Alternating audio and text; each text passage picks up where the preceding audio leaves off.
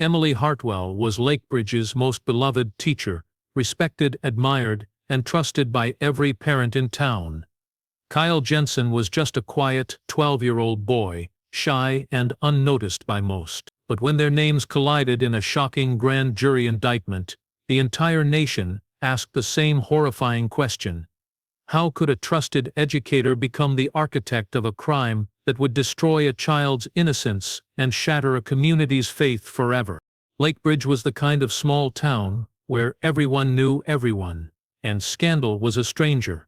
Nestled between rolling hills and quiet lakes, it was a place where families built their lives generation after generation. At the heart of this peaceful community stood Westwood Elementary, a cheerful brick school with bright murals, a sprawling playground, and a reputation for academic excellence. Among its teachers, none was more admired than Emily Hartwell.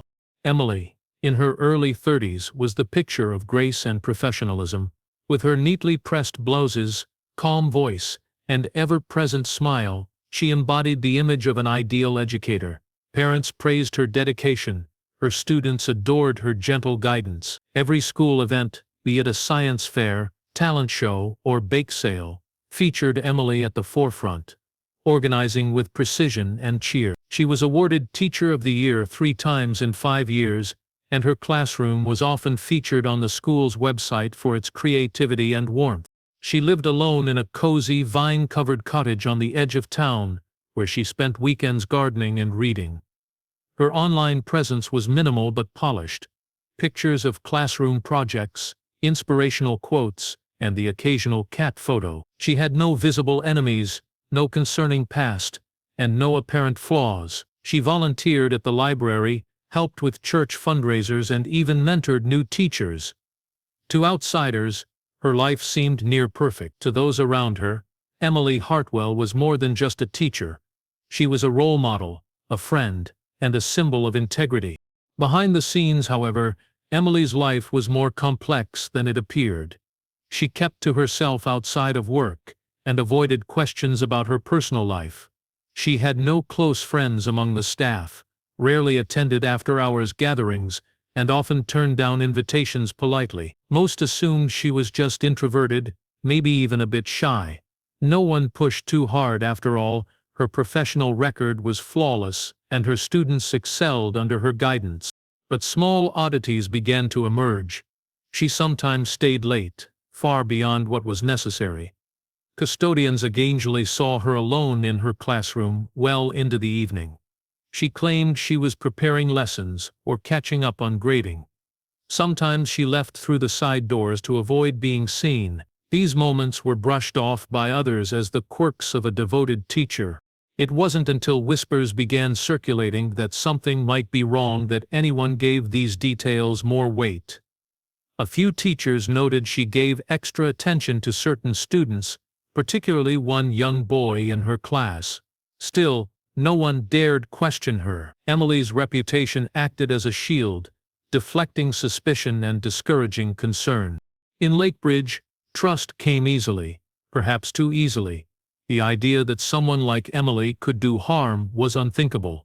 No one suspected that beneath the soft-spoken exterior and spotless resume, she was hiding a dark secret that would soon explode into national headlines. The unraveling was only just beginning. In the months that followed, the atmosphere at Westwood Elementary began to shift in subtle, almost imperceptible ways. Most people couldn't quite put their finger on it, but something felt different. The cheerful hum of classroom activity was still present, yet a strange tension lingered just below the surface. Teachers exchanged more glances than words in the hallways. Some had noticed Emily Hartwell's increasingly unusual behavior, but no one wanted to voice it aloud. She was still professional, still organized, and punctual, but there was a sharp edge creeping into her once gentle demeanor. It wasn't just her attitude that had changed, it was her focus. Several faculty members began to notice how often Emily sought out Kyle Jensen, a quiet, observant 12-year-old in her 6th grade class. Kyle wasn't the type to draw attention. He was average in grades, shy in conversation, and often preferred to sit at the back of the classroom. But Emily had taken a particular interest in him, offering him extra help, praise, and attention that no other student received. At first it seemed kind, just a dedicated teacher helping a struggling boy. But soon the attention grew excessive. She called on him more than necessary, sometimes even when his hand wasn't raised. She asked him to stay behind after class frequently, giving vague reasons like needing help with organizing books or reviewing an assignment. Staff members saw them walking down empty hallways together, occasionally entering her classroom when the rest of the students had gone home. On some occasions, the janitor mentioned seeing the lights on in Emily's room long after school had ended, with only Kyle still inside. He didn't think much of it after all. Emily was known for her commitment to her students. Kyle, too, began to change. His classmates noticed he had become more distant. He no longer participated in group activities, no longer lingered with friends at lunch. He stared out windows during lessons and flinched when touched on the shoulder. At home, his parents chalked it to preteen mood swings, but they were growing increasingly concerned when he started avoiding eye contact, staying in his room for long hours, and refusing to talk about school. Despite all these warning signs, no one made the connection. The idea of Emily doing anything inappropriate seemed laughable to those who knew her. She was their top teacher, their pride and joy, someone who attended church on Sundays and ran the school book fair. Even as whispers began to circulate, snippets of doubt passed between staff over coffee or in low voices behind closed doors. No one dared to formally report her. They feared backlash, disbelief, and the risk of accusing an innocent woman. The truth was beginning to unravel in small threads, but it remained trapped beneath layers of trust and disbelief. It would take a single, undeniable piece of evidence to shatter the illusion. Until then, Emily's secret remained buried behind classroom doors, hidden in plain sight, as the town unknowingly moved closer to the edge of a scandal it couldn't imagine. It was an ordinary Tuesday afternoon when everything changed. Kyle Jensen's mother, Laura, had been cleaning her son's room when she stumbled upon something she wasn't supposed to find. While tidying up the pile of clothes under his bed, she found a small, spiral-bound notebook, plain on the outside, but filled with tightly written pages on the inside. Kyle had always been a quiet boy, not one to share much, but the things written in that journal left Laura frozen in disbelief. At first, she thought it was simply fiction. The pages read like a strange story, using cryptic names and vague descriptions. But the deeper she read, the clearer the message became. Kyle referred to someone he called Miss E, describing feelings of confusion, affection, and guilt. There were references to secret meetings after class, private time in an empty classroom, and even details that hinted at physical contact. Some lines were crossed out, others incomplete, as if he had been afraid someone might read them. But the overall message was unmistakable. Her son was involved in something deeply inappropriate with an adult, and not just any adult, but his own teacher. Laura was overwhelmed by a sickening sense of dread. Her first instinct was denial. She closed the notebook, set it aside, and tried to convince herself that it was just a child's fantasy, some misguided crush. But her instincts as a mother screamed otherwise. Kyle had changed, and now she finally understood why. The anxiety, the withdrawn behavior, the silence, it all pointed to something darker. With trembling hands, she picked up the journal again and flipped through it more thoroughly, marking the most troubling passages. She couldn't sleep that night. Her mind raced with questions, fears, and an overwhelming sense of helplessness. By the next morning, she had made her decision. She drove straight to the school and demanded an urgent meeting with the principal. The notebook, now sealed in a plastic bag, sat in her purse like a ticking bomb. The principal listened carefully, his expression shifting from skepticism to concern as she presented the evidence. Protocols were quickly triggered. The school notified the district office and contacted law enforcement. A quiet but serious investigation was launched without alerting Emily or the rest of the faculty. Investigators began by collecting digital records, including classroom computer activity, email correspondence, and school security footage. They interviewed staff, starting with those who had worked closely with Emily. Most were shocked, unwilling to believe she could be capable of such behavior, but a few admitted to having long-standing suspicions. One substitute teacher recalled seeing Emily and Kyle alone in the art room during recess. Another remembered an uncomfortable moment during a parent-teacher conference, when Emily had seemed overly defensive about Kyle's performance. It was becoming clear that the journal was not fiction. It was a trail of breadcrumbs leading to something far more serious. The town had no idea what was brewing, but the investigators did, and they were just getting started. Emily Hartwell's sudden leave of absence came as a surprise to most of the staff and students at Westwood Elementary. She cited medical reasons in a brief email to the administration and said she needed a few weeks to rest. No one questioned it. Teachers came and went for personal reasons all the time, and Emily had built such a solid reputation that her absence raised little concern, at least on the surface. But for the investigators now working quietly behind the scenes, her timing couldn't have been more suspicious. Just 2 weeks after the internal inquiry began, Emily was seen walking into a private women's health clinic on the edge of town. She wore large sunglasses and a loose coat, as if trying to avoid recognition. Inside, she completed several routine prenatal checkups. Staff noted that she appeared visibly pregnant, at least 5 or 6 months along. The clinic, unaware of the growing investigation around her, treated her like any other patient. But one nurse, familiar with the news beginning to spread in town, made a quiet phone call to the local authorities after seeing her name. The investigators were stunned. Emily Hartwell, respected teacher, recently accused of inappropriate contact with a student, was pregnant. The implications were horrifying. It wasn't long before they obtained a court order to perform a DNA test, under the suspicion that her pregnancy might be connected to the case. Given the journal entries, extended one-on-one time with Kyle Jensen, and the mounting evidence of inappropriate behavior, the possibility had to be explored. When the results came back, they confirmed investigators' worst fears. The biological father of Emily Hartwell's unborn child was indeed a minor, Kyle Jensen. The science was absolute, and the revelation sent shockwaves through the task force handling the case. There was no longer any room for doubt, speculation, or misunderstanding. Emily had not only abused her position of power, she had crossed a line that now involved irrevocable physical proof. The journal was no longer just a troubling account. The DNA test had made the situation criminal beyond dispute. Authorities moved swiftly. They secured an arrest warrant and tracked Emily's movements closely. She had no idea they were building a case against her, and as far as she knew, her leave was just a temporary break. But one morning, just days before another scheduled clinic visit, law enforcement arrived at her residence with flashing lights and handcuffs. The arrest was quiet but swift, and neighbors watched in stunned silence as she was taken into custody without resistance. News of her arrest spread rapidly, triggering chaos in the community.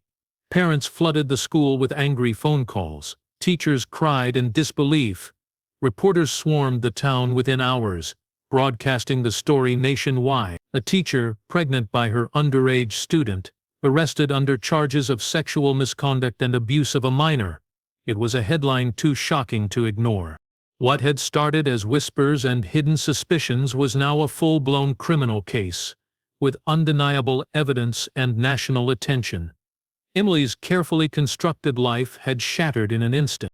The arrest of Emily Hartwell sent the town of Lakebridge into a collective state of disbelief.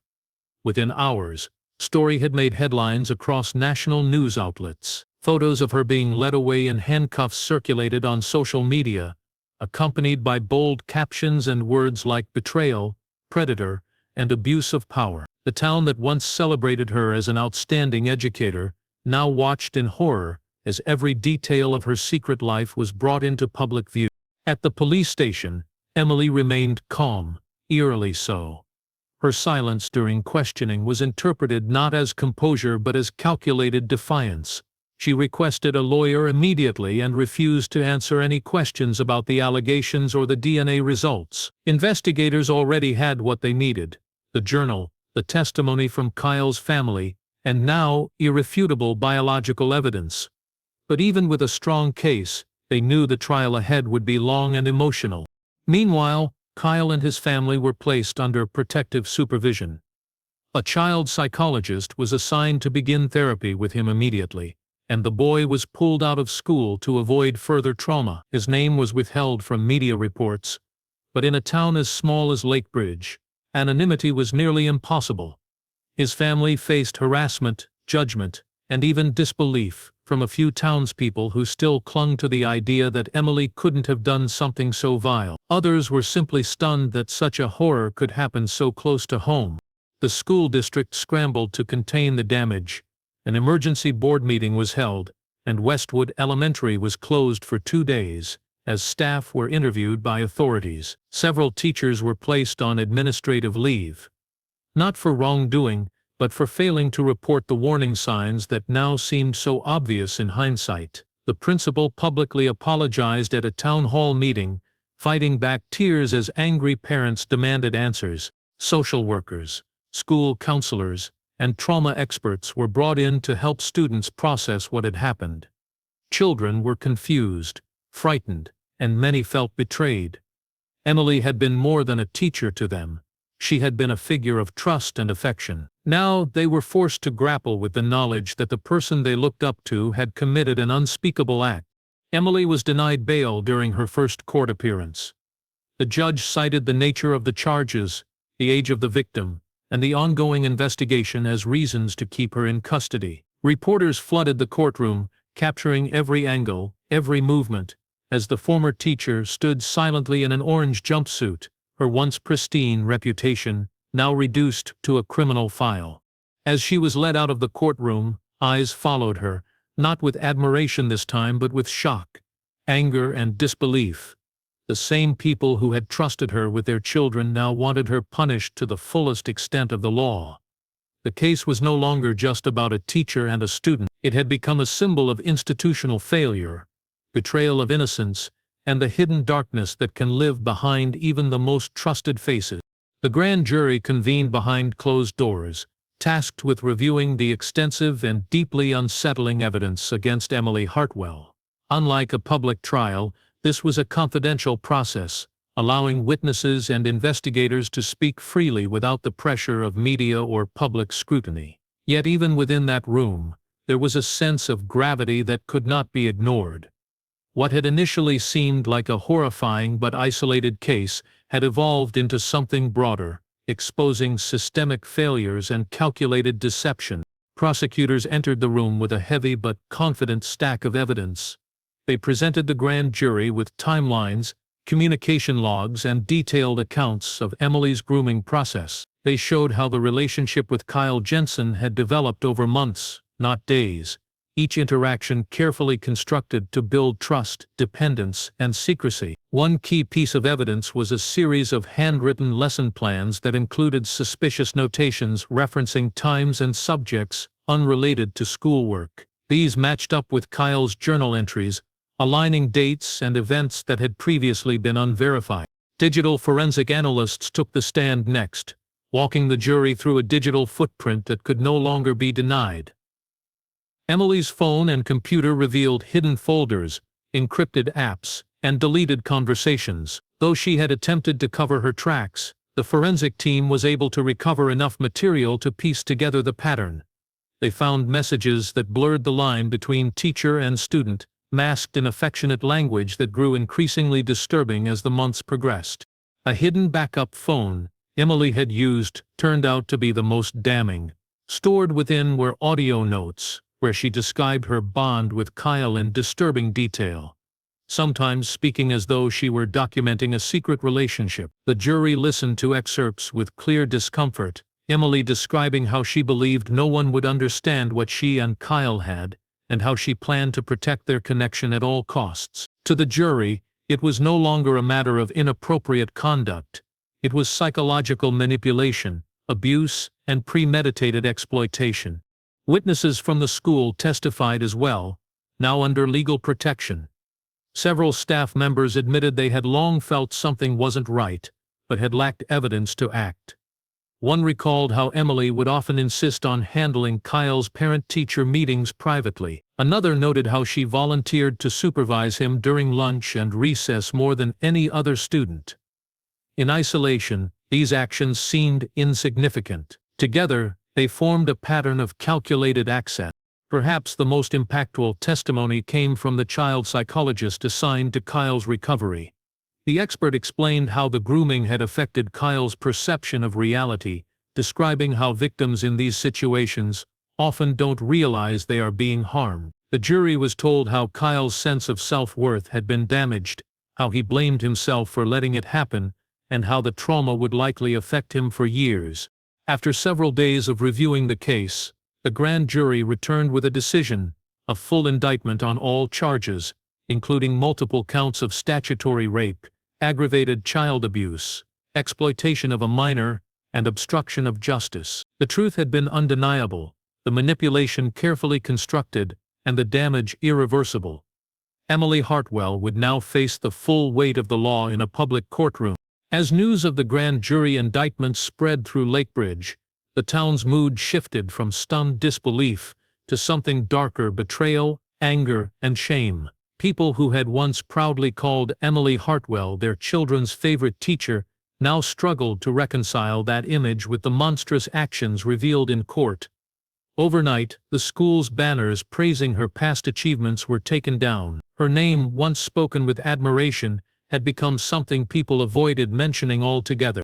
At Westwood Elementary, a heavy silence replaced the usual lively school spirit. Parents were wary, demanding transparency and accountability from the district. Many felt outraged not only by what Emily had done, but by how long it had gone unnoticed. Emergency meetings were held with the school board, and investigations were opened into how such abuse could occur within a system meant to protect children. Several staff members resigned, some out of guilt, others because they were no longer welcome in a community that blamed them for their silence. Kyle Jensen's family bore the brunt of the storm. Despite efforts to keep their identity confidential, rumors spread quickly in a town where privacy was fragile. Kyle's mother, Laura, was targeted by whispers and cruel speculation. Some residents cruelly suggested she should have noticed something sooner. Others, disturbed by the sheer scandal of the situation, treated the Jensens like outcasts, as if their presence reminded everyone of the town's collective failure.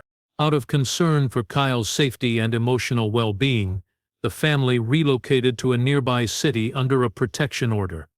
Kyle stopped attending school altogether and began home-based therapy under the care of a trauma specialist. His childhood had been shattered, and now every step of recovery required rebuilding the very trust that had been exploited by someone he once looked up to. Meanwhile, local officials moved quickly to implement damage control. The superintendent issued a formal apology to the community and promised sweeping reforms in student safety policies. New protocols were introduced for reporting teacher misconduct, including anonymous hotlines and mandatory staff training on recognizing grooming behavior. But for many parents, these changes came too late. Enrollment at Westwood Elementary dropped sharply the following semester, and the school's once proud reputation was permanently tarnished. Media coverage continued to fuel outrage. The story had become a national symbol of how predators could hide in plain sight, using authority and charm as a shield. News outlets replayed Emily's courtroom footage, dissected expert interviews, and revisited the digital evidence that painted her as both manipulative and methodical. Online debates raged, with some commenters blaming school systems, while others criticized societal blindness to female offenders. Emily Hartwell remained in custody, awaiting trial. She was placed on suicide watch after reportedly refusing food and remaining unresponsive during prison evaluations.